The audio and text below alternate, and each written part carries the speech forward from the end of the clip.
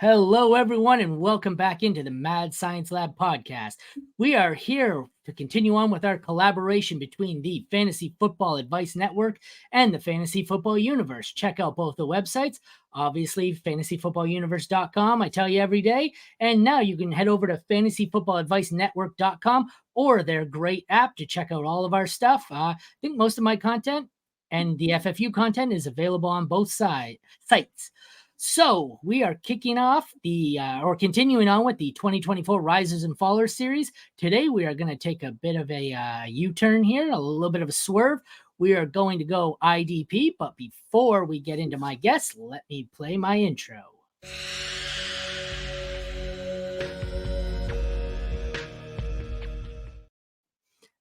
I got to say thank you to Tyler for providing that intro. That is only 6 seconds. The intro to my show is 22 seconds long, and my ADD, my ADD kicks in about halfway through the intro, and I'm going, just fucking get after it. End this stupid, you know you're too hyper when you want to end your own intro to start the show. But like I said, Dynasty, Risers, and Fallers. And not only that, we will have 31 of these throughout the entire month of March. Today is the one and only IDP version.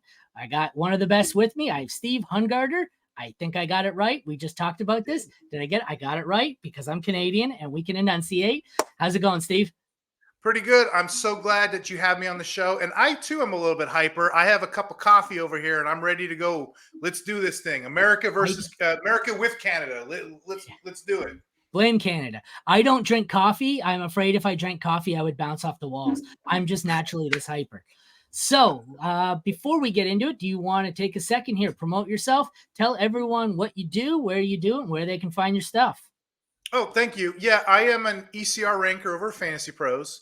I'm also a writer at IDP, guys. I'm about to do next month a team-by-team analysis with a couple of up-and-coming analysts and writers, so look for that. I'm also on the Fantasy Six-Pack. I'm in the middle of a series doing Dynasty players, but also I'm doing rookie IDP players. And an article that comes out sometime next week, it's going to be a correlation of draft scouting, what positions matter, what events matter at the combine. So look for all that. This is what I do with my evergreen time in the off season, if you will. I might actually have you back on later in the week. I'm not sure what my recording schedule is like, but I'm off Tuesday, Wednesday, and I'm thinking Wednesday looks pretty clear. I might try and get our first rookie IDP mock going. So my question is, on Fantasy Pros ECR, where did you finish overall on IDP? I didn't see the end. I finished 4th in IDP, but there's a guy that finished 3rd, and he was pretty darn good himself. So he deserves a good pat on his back too. Who was 3rd? You, my friend. No, I was 2nd. Oh, you were 2nd. There you go. Okay. I was going to say I slept on it. I was 2nd for most of the year, and then I just, that Thanksgiving weekend, the grind gets you. You make your moves. There was a fight between 2, 3, and 4. I mean, it was going. Leo was way gone. But when you got your badge from Fantasy Pros, what did it say on it? Top 5? Okay, I'm going to tell you the whole thing. I cried about this like a baby. I called Blaine because it was all top 10s at first. And I'm like, dude, there's a difference, for me anyway, between being a top 5 and a top 10. So he redid it, and I have a top 5 on my band. I cried too, but I didn't get my wish. He gave me a top 5, and I'm like, I was 2nd. You couldn't give me a top 3 or something? They didn't give me. Top 5 I'll take. But originally they were doing top 10. So if Blaine, I got one of those too. Thank you. I'm grateful. I'll take it. They gave me a top 10 at one of the positions. I forget. But yeah, I said the same thing. I'm like, I know you're not going to give me a top 2, but at least a top 3. I'm like, come on. No, top 5. I'm like, God damn it. If you look at those top 2 to top 5 or even top 6, they were all like the 23,000 points. We were all going neck and neck throughout the year. I mean, that could have went either way. So I can't. That guy's amazing. We can't catch. But anyway, between 2 and 5, congratulations on that. But yeah, that could have went either way at any given Sunday, like Al Pacino used to say. That was my first year of doing IDP rankings on ECR. That was my first year of IDP rankings. So I was quite happy with the 2nd place finish. But let's get into here. We will start with your riser. It is Detroit Lions defensive lineman Aiden Hutchinson. He has played 2 years out of Michigan. In 2022, he finished 100th overall, 52 tackles, 9.5 sacks, 2 fumble recoveries, and 3 picks. last year, he jumped all the way up to number 2, defensive lineman number 2, that is, 51 tackles, 11 and a half sacks, 3 forced fumbles, 2 recoveries, and 1 interception. I know I normally like to go with the Fantasy Pros Dynasty ranking and the Keep Trade Cut. Keep Trade Cut doesn't do IDP, guys, so we only have one here. We have Aiden Hutchinson currently as IDP 31 overall, defensive end 3. So I know he's your riser. Do you think he rises higher than that? How high do you think he goes? Where are you comfortable with him? It's a lot to digest. Have at her. Good question, Aaron. And, I know it's not really edgy to pick who's your riser, already a top player. I don't know how you had him in the ECR. I mean, most of us had him top 8 usually, give or take. But the player, and this is another article I'm writing over Six Pack, as far as age cliffs go, he's only 23, so he hasn't even hit his prime yet. Yeah. So, I'm predicting him a top 3 to 5 kind of finish. Now, the story on Hutchinson, though, it's not necessarily the stats, it's the pressures. He's one of 5 players, J.J. Watt with 119, Aaron Donald with 106, Max Crosby with 100, Micah Parsons with 103, Aiden Hutchinson 101. He's one of 5 players to get 100 pressures this season, and that's kind of the bag on him too. Okay, he gets the pressures. Where are the sacks? Where do they correlate? Well, guess what? He just had a breakthrough. Most fantasy managers quit halfway through the year. Well, if they quit halfway through the year, they missed the boom, right? Those last couple games of the season, the final 3 games of the season is where we've seen the uptick, where we're starting to see the rise, okay? He led the league those final 3 games with sacks. He had 5, and pressures again with 20. Okay, it's a small sample size, but given he's not even at his apex level yet, he's only 23, expecting him next year to move up the ranks. There's guys around that range, a Daniel Hunter, this, that, whatever. He can move. I mean, Hunter's getting ready to go in free agency. So I can see Hutch slowly moving up the chart. I'm not going to say any higher than 3, but 3 to 5 is a good window. Yeah, I'm looking at him now. He's 3. Just a sec. I'm getting a weird. Okay. Yeah, no, I got my numbers crossed up. He's 31 overall. It's 3 at the position. So he's behind Max Crosby, Micah Parsons, Myles Garrett. I assume you're ready to take him over any of them at this point?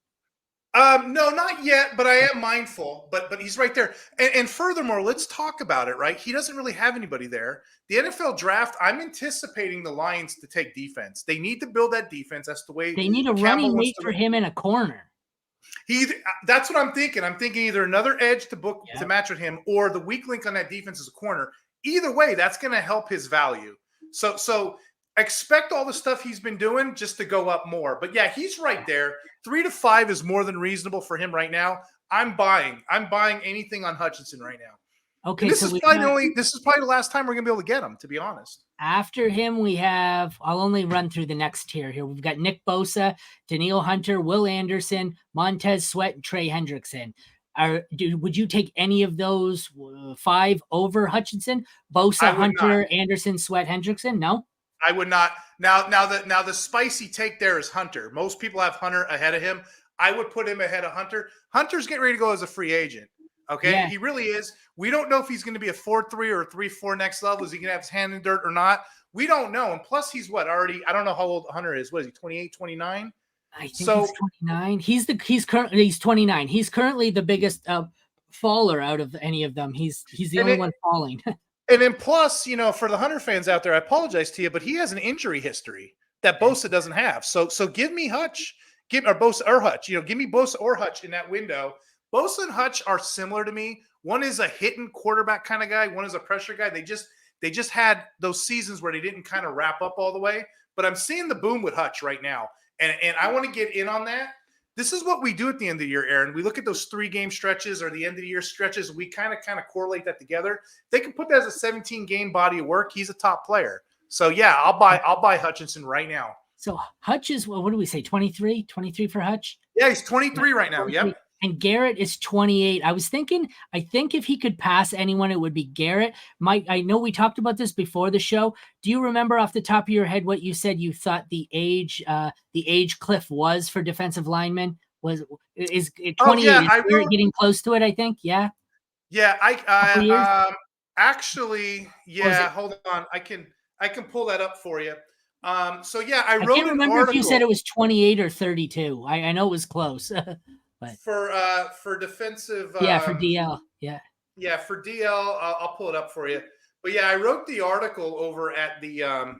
Actually, you know what? Go ahead and get your. I'll look it up for you while no while we're worries, no talking. worries. Mm-hmm. No, it's all right. Like I said, it wasn't even a big deal. I'm looking at, even I think in a draft, I might take Hutchinson if we're in a startup here, because you're getting an extra 5 years of Hutchinson here I would say Detroit's on their way up, whereas Cleveland just seems to be stagnant. Micah Parsons, I get here at 2. Micah Parsons, I worry about, did I lose you? No, I'm here. Micah Parsons, I worry about long term. He is really the boomer bust type, I think, here. Like, I don't know. I love him, but I just seen there's a few holes in his game. Him and the Deron Bland out there, they really seem to be the riverboat gambler types here, where they think they take a lot of chances. So, anyway, sorry. We will, anything else, I guess, there for you to add to about Hutchinson before we move on to your faller? Yeah, just the age cliffs thing, because there's a couple when you're looking at defensive linemen, your apex levels, if you're looking for peak, if you're playing Dynasty like I am, the quality age group you're looking for is 24 to 29. You can still get value from those 30 to 32s, but they kind of go off a cliff. The reason I wanted to look that up, Aaron, because it's different for defensive tackles. Defensive tackles peak a little bit later. You want the old man strength there. So I wanted to make sure I gave you good data. But yeah, to answer your question, Hutchinson's not even in his zone yet. He's got years to come. So I'm going to jump in on that while I can. All right. Now we will move over to your faller, which is Kyle Duggar. They have him on Fantasy Pros as 44th overall at IDP and safety number 9. I will take a look at some of his stats here. He's in his 4th season.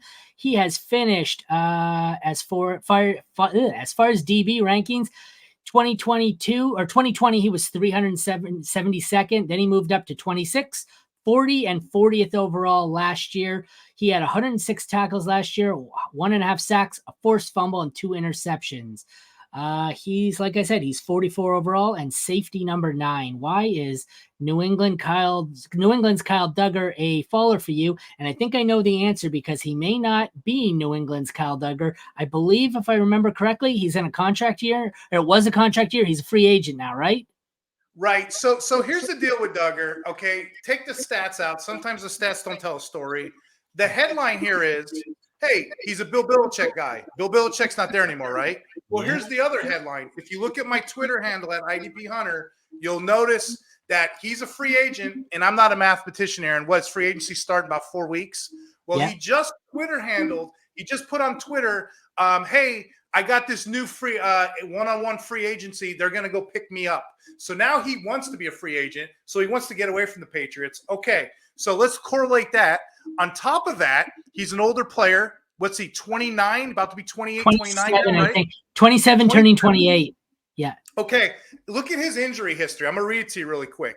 2002, week 4, knee. 2022, week 5, knee. 2022, week 8, ankle. 2022, week 9, ankle. 2023, last year, week 6, foot. 2023, week 7, foot. 2023, an illness we still don't know. So what do we have here? We got a free agent who don't want to be there, who was scheme dependent to begin with, who didn't even play, who has a traditional history. What? Do you want to, let me ask you, do you want a defensive back on your team with knee, ankle, and foot injuries? I don't. So yeah, no. I'm going to dump him now on somebody who's not paying attention. Yeah, no, I can't say that I do. What did I say? Where the hell was he? I'm looking. And furthermore, just to throw this in here, let's say, because I had a couple people on Twitter, you know how Twitter is. Well, what if he resigns? Okay, well, Jabril Peppers just had an amazing year. And who do they got? That rookie, Marpe, how do you say his name? Marte Mapu? Yeah, you got 2 guys there that can play that position. Why the heck would you want to re-sign him? You know what I mean? So he's in danger, and he's definitely a faller in my book. For Fantasy Pros, he's currently going as DB number 12. I'll start with the 4 above him. They have it in tiers. He's in tier 3. He's the second lowest in tier 3. We've got above him at 8, Cameron Bynum, Xavier McKinney, Brian Branch, and Jalen Petrie. I always call him Peter, but I don't think that's correct. I love me some Brian Branch, but I'm a Lions homer. So are you you're taking all four of those over Duggar pretty handily? I definitely would. Bynum, McKinney, Branch, and Petrie, or Peter, whatever.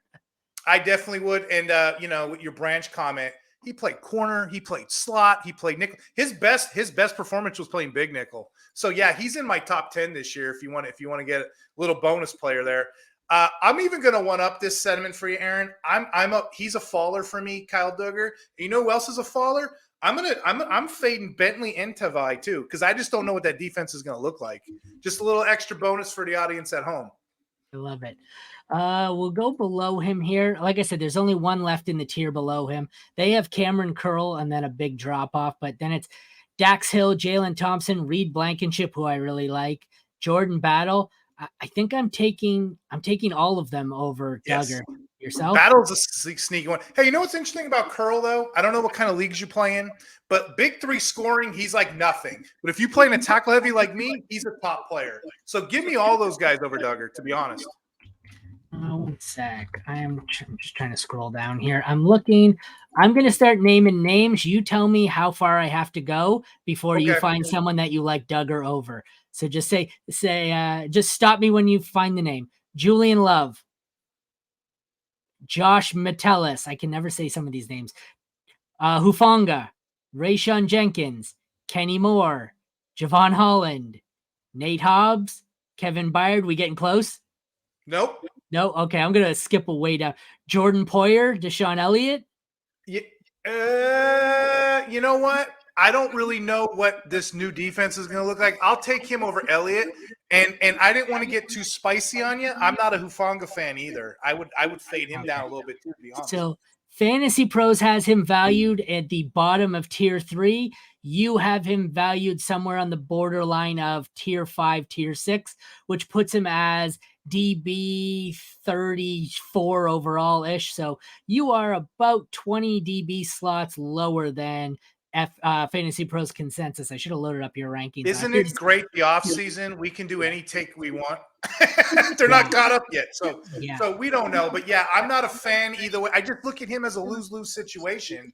Yeah. I don't see where he's going to fit in on any team, to be honest. So yeah, his best is 8th right now. His worst is 21st. So you're even considerably lower than that. So, all right. Anything you want to add in there before we wrap it up?